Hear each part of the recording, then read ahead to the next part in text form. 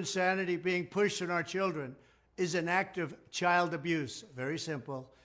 Here's my plan to stop the chemical, physical, and emotional mutilation of our youth. On day one, I will revoke Joe Biden's cruel policies on so-called gender-affirming care. Ridiculous. A process that includes giving kids puberty blockers, mutating their physical appearance, and ultimately performing surgery on minor children. Can you believe this? I will sign a new executive order instructing every federal agency to cease all programs that promote the concept of sex and gender transition at any age.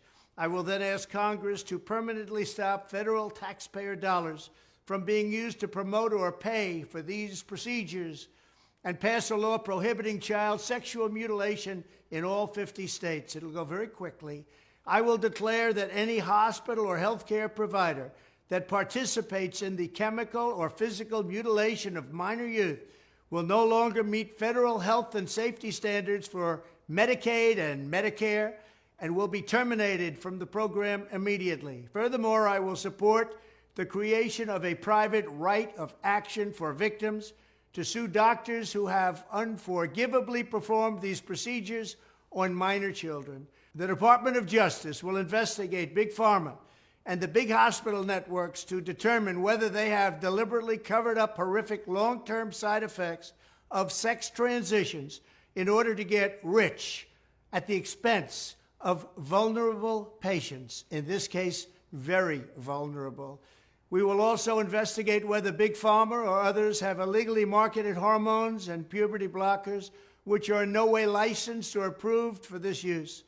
My Department of Education will inform states and school districts that if any teacher or school official suggests to a child that they could be trapped in the wrong body, they will be faced with severe consequences, including potential civil rights violations for sex discrimination and the elimination of federal funding. As part of our new credentialing body for teachers, we will promote positive education about the nuclear family, the roles of mothers and fathers, and celebrating rather than erasing the things that make men and women different and unique.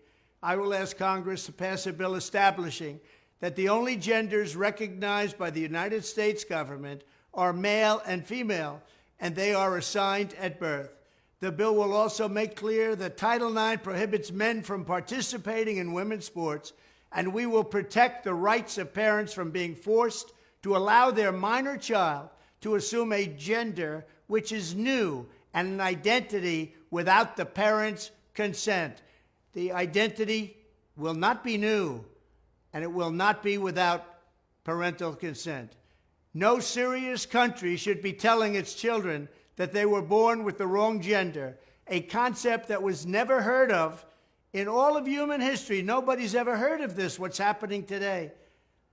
It was all when the radical left invented it just a few years ago. Under my leadership, this madness will end. Thank you very much.